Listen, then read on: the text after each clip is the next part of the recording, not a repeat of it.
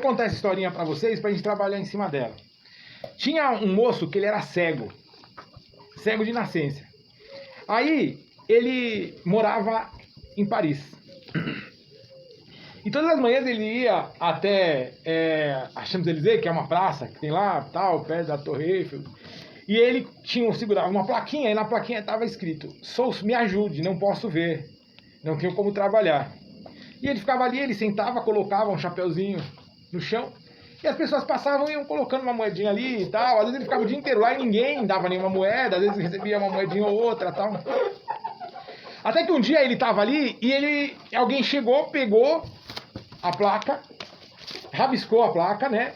E escreveu alguma coisa por cima. Devolveu a placa para ele e foi embora. Ele ficou espantado ali quando puxaram a placa e tudo, não sabia muito, mas ele tentou prestar atenção nos detalhes, a pisada da pessoa, o barulho dos passos, para ele tentar identificar. E aí ele ficou segurando aquela placa. Só que depois que essa pessoa fez isso, começaram a colocar moeda no chapéu dele, foram colocando moeda, dinheiro e tal, e ele ia pôr a mão sentindo que estava enchendo, nunca foi daquele jeito. No final do dia ele começou a ouvir os passos e ele falou: cara, é a pessoa. Ele falou: amigo, você que pegou a minha placa? E aí ele foi e falou assim: foi assim, por quê? Ele falou assim: o que você escreveu? E aí ele respondeu: a mesma coisa, só que de uma forma diferente. E foi embora. E ele ficou sem saber, e aí ele ouviu que chegou uma outra pessoa e colocou um dinheiro ali, ele chamou: amigo, o que está escrito na minha placa? E aí o cara leu o seguinte: é primavera em Paris e eu não posso ver. Entendi. Que sentido essa história faz pra você, Luciano? Comover as pessoas. Não, pra mim ele deixou de se vitimizar pra dizer que ele não tinha o privilégio que as outras pessoas têm. Né? As outras pessoas podiam ver o colorido, as flores, e ele não podia, né? Então, aquilo lá, não posso trabalhar, então acho que ele saiu mais do papel de vítima, de coitadinho, e passou para uma pessoa desprovida de... Não tem o privilégio de não ver ter o o que- privilégio que as outras pessoas têm de enxergar. Mais ou menos isso que eu E você, Ué? captei. Pior que ele concluiu tudo, né? É verdade. Ele, ali no ponto de vista, as pessoas se comoveram que elas podiam ver e ele não, né? Mas é que nem o irmão falou, tava escrito uma coisa, mas de forma diferente, né? Ele jogou uma indireta e conseguiu colher com aquela indireta que ele jogou, né? Não sei quem tinha escrito, eu não percebi quando o irmão falou que alguém escreveu pra ele, né? Que é primavera em Paris, né? Só que eu não consigo ver, não, assim. Não Então, consigo aí, ver. isso aí, as pessoas se comoveu, né? Com isso, e acabou ajudando ele. Entendeu? Foi o que o Luciano disse, que de certa forma ele deixou de ser uma vítima, de se vitimizar. E a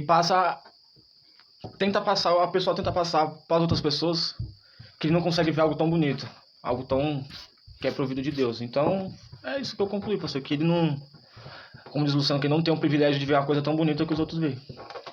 E aí? Eu não sei explicar, não, também não sei, né? Eu concordo com a versão do rapaz, né? Entendi. Você, Vanderlei? Olha só, é muito interessante. E se a gente for trazer isso para nossa realidade?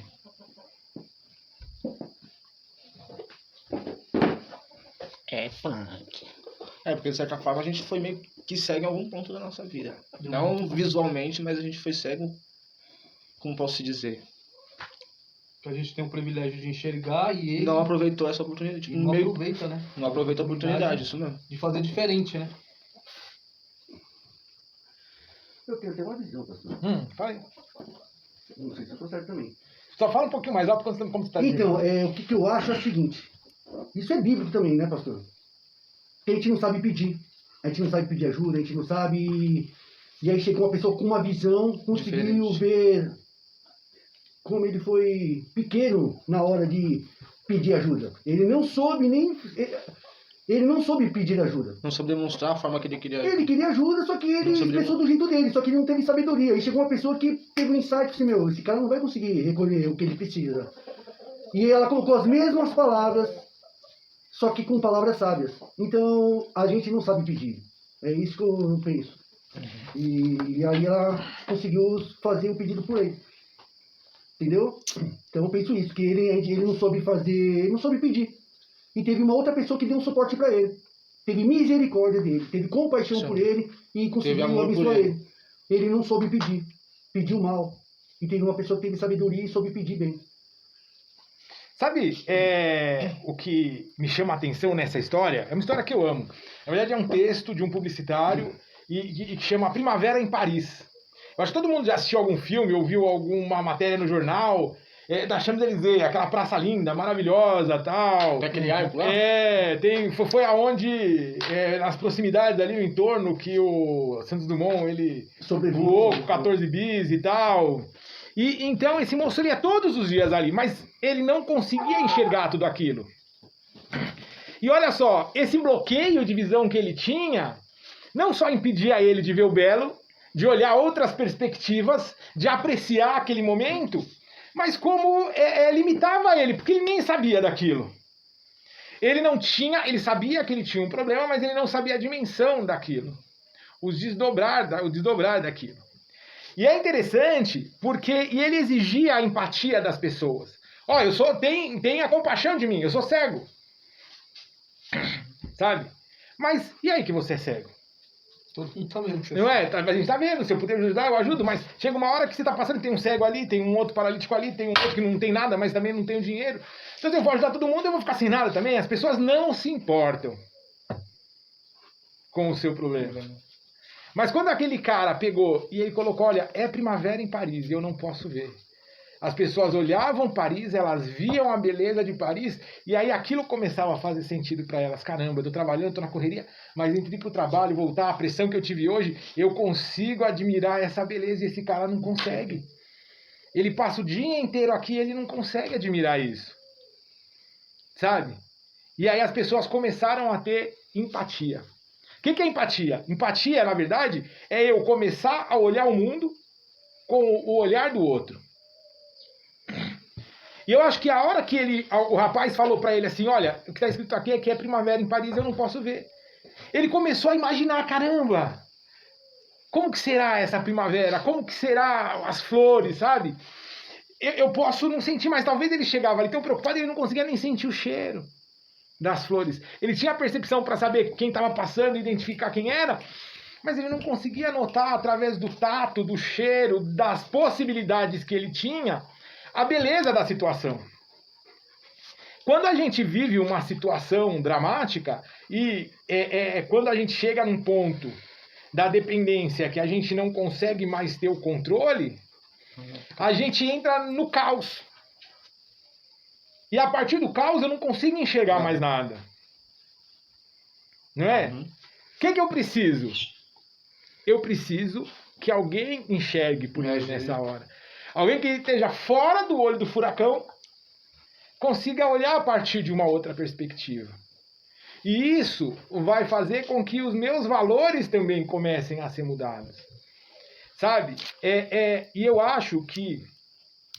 Por isso que a Pavos, né, a gente tem conversado bastante, né? Voltando, só para a gente não esquecer nunca, a Pavos, ela é uma missão, não é? Ela é uma base missionária, que é dirigida aqui, que pertence à Igreja Presbiteriana de Missões. Ela é dirigida pelo pastor Camitani e pelo pastor Aguinaldo, não é? E nós nos agregamos como um grupo de voluntários para ajudar no processo terapêutico da Pavos. E a gente entende, com o passar do tempo, com os erros e com os acertos, que não adianta a gente focar no problema. Sabe? A gente trabalhar 9 meses, 3 meses, 1 ano, 10 anos para que vocês saiam da dependência química, vai ser secar gelo. O que a gente precisa trabalhar é no caráter. Sabe? Desconstruir, sabe? Hábitos, estilo de vida, valores. Formatar tudo, como você disse. E reformatar, né? O que você pega lá? Chega uma hora que o computador ele não consegue mais... Abre os programas. Eu tenho uma amiga que ela estava com o computador e ela precisava instalar um aplicativo lá semana passada. Não tinha memória. E não tinha jeito. Né? A gente até se encontrou e um outro amigo nosso que entende um pouquinho, ele começou a mexer e falou assim, olha, você vai ter que reformatar. Você vai dar um comando ali, que tudo aquilo lá vai apagar. O que é importante você salva antes para poder colocar depois. e aí dali pra frente você coloca o resto. É que até a lixeira enche, né? E o que é isso? Isso, na nossa vida, é as pessoas hoje em dia, até tá na moda essa palavra, ressignificar, é dar um outro significado. Então o que a gente precisa é começar a dar um outro significado para nossa vida. Ou sentido, né? Né? Você percebe que o cara ter escrito aquilo deu um novo significado para a vida dele. Ele começou a receber mais auxílio e ele começou a perceber coisas que ele não percebia antes. E é isso que a gente precisa, sabe? Entender que como eu era, não dá mais para eu ser. E na verdade, quando eu falo quando eu era, é até uma forma errada de falar. Porque eu sou o que sou. Ok? Só que assim, olha, o que é isso aqui? Copo? É um copo, uma caneca. Se eu colocar ele aqui, ele vai ser o quê? Vai continuar sendo uma caneca. Mas o que aconteceu aqui? Você posicionou ele num lugar diferente, né? Tá à beira, prestes a cair. Qual que é a melhor posição? No meio, no centro. Você percebe que na verdade eu posso mudar? Aí ó, caiu. Eu posso mudar de posição, mas ele vai continuar sendo. Então o que eu sou é o que eu sou. Mas a posição que eu me coloco, ela pode me dar conforto e segurança ou me colocar numa situação de risco. O copo caiu, né? Ele continuou sendo um copo, mas ele podia ter sido totalmente destruído e não ter como ser consertado.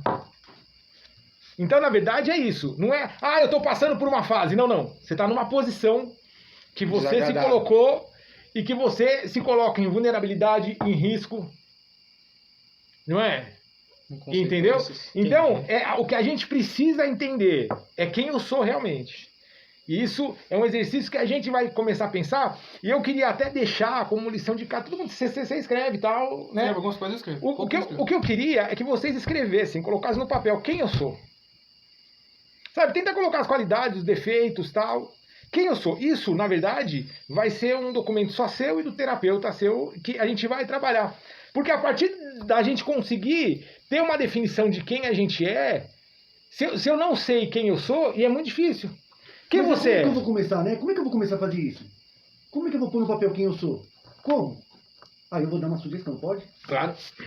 Eu sou o Wanderlei, tenho 49 anos, nasci e fui criado com meus avós, nasci no berço evangélico, só com tal idade eu comecei a conhecer o mundo, isso me fascinou e foi aí que eu me perdi. E hoje eu me encontro aqui. Eu sou uma pessoa que estou desorientado e eu quero saber qual é o significado da minha vida, por que eu estou aqui. Eu não sei quem eu sou, eu preciso saber. Escrever o que faz. Exatamente, eu estou dando uma sugestão, eu estou falando de mim, para vocês terem um norte para começar. Eu não sei quem eu sou, eu quero saber. Eu preciso de ajuda. Não, eu sei quem eu sou. É só uma sugestão. É tipo assim, porque às vezes, muitas das vezes, a gente com palavras não consegue expressar o que faz, o que leva a gente a chegar onde nós chegamos, né? Então, ele perguntou quem é você? Então, aí ele falou assim, pra gente pôr no papel. Quem eu sou? Porque muitas das vezes, você perguntando pra mim, eu não consigo expressar falando. Mas no papel, e eu pegar então aqui, ó, quem eu sou aqui, ó. Pra você eu consigo. Então, isso que o pastor quer saber. Quem eu sou? Desde porque que você nasceu até hoje, pra saber se você tem certeza de quem você é, quem não é. Eu fico na dúvida quem eu sou. Porque eu olho para meus pastores e falei, caramba, eu não consigo chegar nessa patamar de santidade. Né? Eu não tenho essa sabedoria que ele tem. O pastor, que é? O pastor Guina tem um dom. O pastor Camilo também tem outro. O pastor Maurício tem um. O pastor Silvio tem outro. Então, cara, eu sou um homem de Deus que vive na obra 24 horas. E eu não consigo ser que nem ele. Eu não sei quem eu sou. Né? É que nem, é até bíblico, né? Que Deus fala que ao coração do homem só ele que sonda, só ele que conhece. Nem o próprio homem se conhece. Então é uma pergunta que é até meio difícil de você conseguir responder. Quem eu sou? Eu mesmo já me perguntei, pô, é isso que a gente quem eu sou, cara? Quem sou eu, cara? Ontem eu tava do jeito, hoje eu tô de outro, então eu mesmo não me conheço, eu mesmo me engano. Então é difícil até, viu? É uma pergunta que, se você olhar assim, você fala, pô, será que eu respondi realmente quem eu sou? Então é isso que a gente quer descobrir. Quer ajudar você a aí, descobrir quem vocês dependendo daquilo, o pastor que já tem experiência, você também que tá dentro, você vai saber deduzir A gente vai andar junto nessa trajetória. Tipo assim, eu falo assim, deduzir que eu falo assim, através de pequenas coisas, você vai chegar onde tá me machucando. Isso. Entendeu? Pra você dar o Você mesmo vai se descobrir. É que nem o médico. O médico, você vai hoje em dia no hospital, com perguntas ele sabe o que você tem. Ele vai te perguntar, o que você tá sentindo? Isso. Ele dor de garganta. Já te passa o remédio certinho. Com perguntas, ele nem pôs a mão em você. Só com perguntas ele deduz o que você tá sentindo. Você sabe hoje, se a gente, quem você é? Você consegue... Hoje eu tenho mais um... Como posso dizer?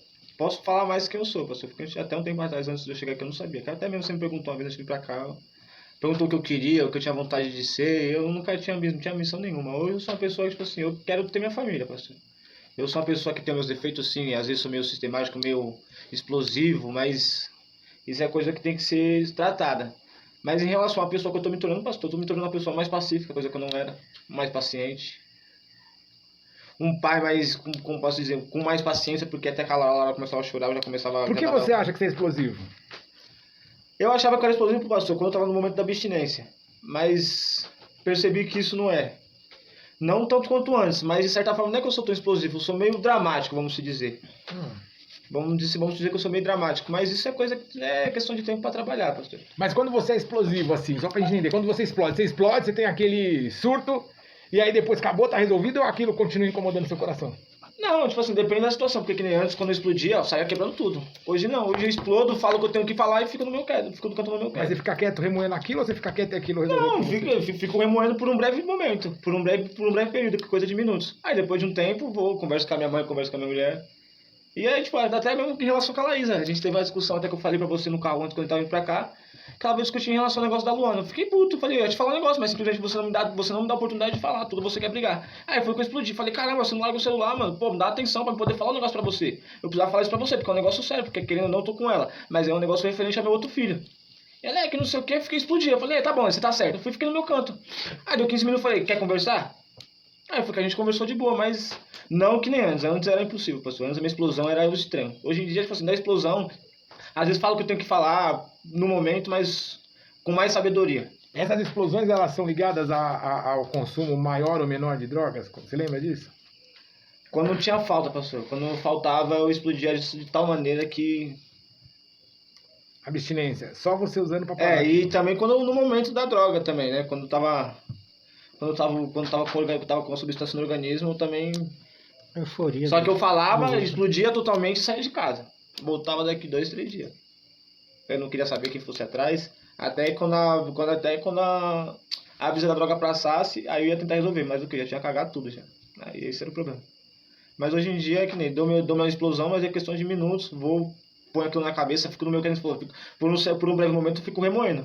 E como que era Mas não pra guardo você? orgulho, tipo E como assim, que era vou- pra você esse sentimento, essa sensação?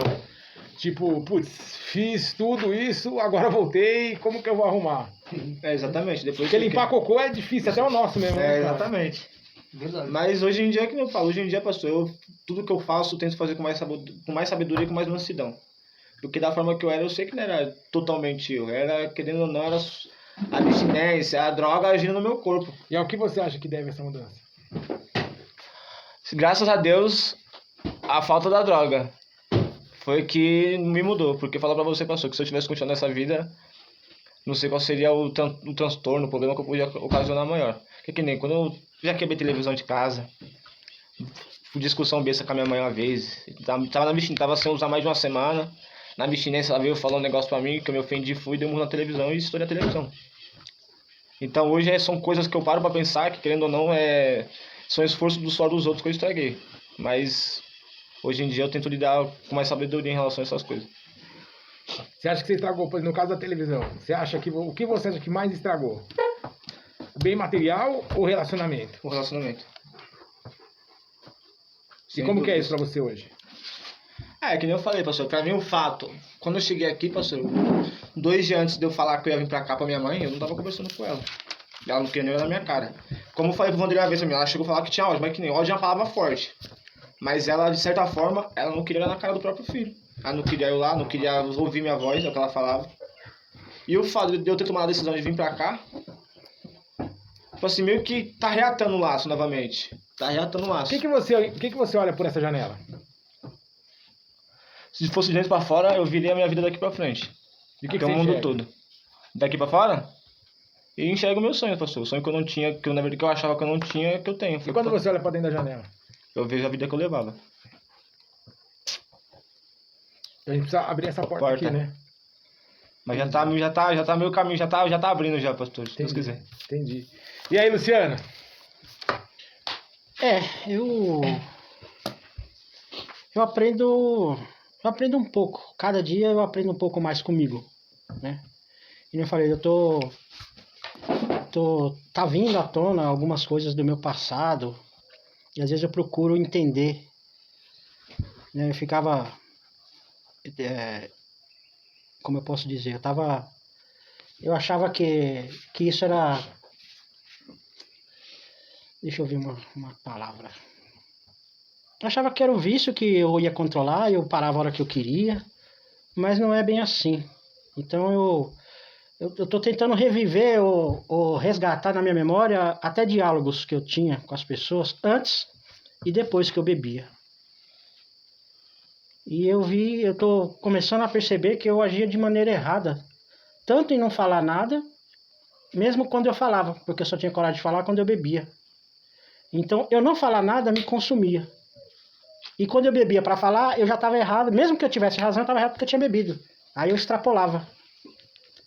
Então eu estou tentando resgatar memórias, diálogos, ou a consequência de situações que me aconteceram, que me levavam a isso, né? Então, às vezes, era até o jeito de... Não era nem de eu receber alguma coisa, de uma situação, ou que seja uma crítica, sei lá que fosse. Então, era o jeito que eu tentava passar de volta, né? Eu, por ser passivo demais, eu ficava quieto. Só que aquele ficava dentro de mim, então eu não fazia nada, não falava nada. E eu só tinha coragem de fazer quando eu bebia. Então eu falei, por que eu não tento mudar o meu jeito? Eu tenho que tentar mudar o meu jeito de falar com as pessoas sem ter que aprender a falar com as pessoas sem ter que beber. Porque se eu bebo eu perco minha razão. Aí eu fico explosivo, valentão, machão, todo e não é bem assim. Você acha que a bebida, fazendo essa autoanálise sua, você acha que a sua gana por beber era para você poder ter um canal de diálogo? Quando eu estava em relacionamento, sim, de certa forma. Porque no meu caso, né, como dependente alcoólico, tudo era motivo para beber. Então, se eu estava triste, era motivo para beber. Se eu estava alegre, é porque, né, eu tinha que beber porque estava alegre, beber porque estava triste. Comemorar. Eu tava nervoso, eu tinha que beber porque eu estava nervoso, para ficar calmo.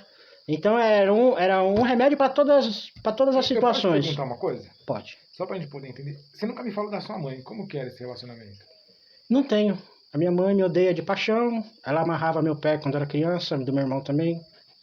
Ela conversa comigo de boa, mas todo mundo que me vê, que passa por ela, fala, Luciano, você não tá largado na rua não? Não tá me ligando? Eu falei, eu tenho cara de quem mora na rua? Não. Por quê? Sua mãe fala que você é alcoólico, que você é cachaceiro, que você é isso, que você é aquilo. Então ela nunca gostou de mim. Eu não tive relacionamento. Quando eu fui morar sozinho, a princípio eu não tinha lugar para ficar. E aí eu fui morar com ela. Quando eu fiz 18 anos, a minha avózinha, ela falou, ó filho, minha parte eu fiz, agora você vai morar com a sua mãe e toma seu rumo. Eu fiz uma promessa que ia cuidar de você, porque você estava no leito de morte, e 2 dias depois você estava tendo alta. Eu tive uma infecção sanguínea. Quantos anos isso? Eu tinha, acho que não tinha nem 1 ano de vida ainda. Então quem te criou foi sua avó. Foi minha avó. Qual é o relacionamento da sua mãe com seu pai? É de amizade. Oi, porque a casa dela agora é perto da casa da ex-mulher do meu pai. Eles não têm relacionamento. Minha mãe não tem relacionamento com ninguém. Eles separaram-se da cidade. Foi quando eu nasci. Foi quando eu nasci. Aí tem eu e meu irmão. Aí tenho 2 irmãs por parte de mãe. Ela também não criou elas. O pai delas levou elas. Mas eu não tenho relacionamento com a minha mãe. E como foi isso? A minha mãe fala que se um dia quando eu morrer, nem no velório meu ela vai. Você criou algum canal de relacionamento? Tentou criar algum canal de relacionamento com ela nesse tempo ou também nunca Tentei. Ela acha isso de você. O que você acha dela? Eu acho que... Bom, eu não tenho... Eu tenho mágoa eu tenho. Rancor eu não tenho raiva dela eu não tenho. Né? Quando eu vou deitar, eu oro por todos os meus familiares, oro por ela também. Mas esse negócio fica guardado, sabe? Fica guardado, porque o pessoal fala das mães e eu sinto inveja, cara. Quem tem mãe? Eu tive minha avózinha, graças a Deus. Mas mãe mesmo, pra mim, pro meu irmão ela foi chocadeira. Mãe e pai é quem cria. Pro meu irmão, a minha mãe é uma chocadeira. Ela só teve os filhos, mas nunca criou nada. Entendi. E é difícil, né? Eu já tentei pôr a culpa nela, tentei pôr a culpa em Deus, mas eu percebi de uma certa maneira que eu tinha que parar de colocar as coisas que me aconteceram na vida, durante a vida, parar de colocar a culpa em Deus, né? Porque tem coisa que é da minha ossada, não é ossada de Deus. Então cabe a mim tentar resolver da melhor maneira. Então eu não, que nem eu falei, eu não sinto raiva dela. Se ela precisar de mim, eu vou atender, como já aconteceu. Financeiramente também, que já aconteceu. Mas fica essa mágoa, esse negócio eu não consegui me livrar dele ainda. Entendi. E aí, Antônio, você? Quem você é? Você consegue ter uma visão de quem você é hoje? Ah, não tem, pastor, porque eu não gosto nem de falar muito sobre mim, que eu só tenho história triste pra contar, né? Sabe o que eu acho que o mais legal de tudo isso? É que você tá aqui. Sim. Sabe, e aí é que tá, porque, sabe, eu acho que a gente, todos os dias, a gente tem novas oportunidades. E eu acho que, na verdade, o que começou a acontecer, acho que com todos vocês, é que todos vocês começaram a resolveram, decidiram, isso que é o mais legal, dar a resposta positiva para os dramas que vocês enfrentam, sabe? Então, assim, o que acontece? Quando a gente entende quem a gente é e os nossos dramas, os nossos sofrimentos, as nossas tristezas, sabe o que eu acho? Quando a gente estava vindo para cá até, Antônio, e é isso que eu ia te falar, como foi quando você conheceu sua esposa e falou, caramba, mano, eu vou parar com tudo que eu faço de errado por causa dela? Ela, na verdade, quando eu conheci ela, a gente conheceu no dia 22 de dezembro, e assim a gente foi morar junto. Aí ela já sabia que eu tinha ouvido, né, que a gente se conheceu numa festa. Aí ela chegou pra mim, você tem interesse de parar, de ficar comigo, de parar com essas drogas? Eu falei, tem interesse de ficar com você, mas pra você ficar comigo, já tem que parar com isso. Eu acabei parando, né? Fui parando com as drogas, parei por uns tempos. Aí cheguei, fui conhecendo algumas pessoas já, fui me envolvendo de novo, acabei voltando de novo, né? Aí após o falecimento dela, eu acabei caindo de vez na droga, né? Mas não foi um tempo feliz? Foi muito feliz. A gente acaba, sabe, a gente sempre tem que olhar pro caos. E nossa vida é feita de vários flashes. Eu vou trazer um filme pra gente assistir, preciso achar esse filme, eu vou trazer, que ele chama Clique. Vocês já assistiram esse filme? Não. Clique. Não. Eu vou trazer esse filme pra gente assistir na próxima terapia e vou deixar com vocês. É um filme que ele recebe um controle remoto. Igual a gente vai, sabe, zapeando na televisão, ele começa a zapear a vida dele. Então, na verdade, e aí chega uma hora que ele começa a ver os flashes. E como ele foi pulando, e os momentos mais dramáticos, eu acho que eram os que começaram a ter mais espaço na mente dele, sabe? Então, o que a gente precisa projetar, olha que interessante, eu acho que o exercício que o Luciano está fazendo é muito legal. Sabe, de olhar para trás, não é como quem olha pelo retrovisor fugindo de alguma coisa, sabe? Olhando ali, tentando acelerar para passar aquilo. Mas tentando descobrir memórias afetivas e gatilhos mentais que foram produzindo, que foram te colocando na posição que você está hoje. E isso, a Bíblia explica. A Bíblia fala assim, olha, aquele que caiu, não levanta e sai andando, mas levanta, vocês já se levantaram. Volta para o lugar onde vocês se arrependeram. Porque aqui vocês vão achar os hábitos que eram saudáveis. Entendeu? Para a partir daqui começar de novo. Não focado mais no problema e no drama, mas entendendo aonde eu errei e buscando ferramentas contínuas para mudar minha posição. Entendeu? Então é isso. Eu queria que vocês pensassem mesmo quem eu sou e colocassem no papel para a próxima semana. Tá bom? Vamos orar? Ora aí, Wanderlei.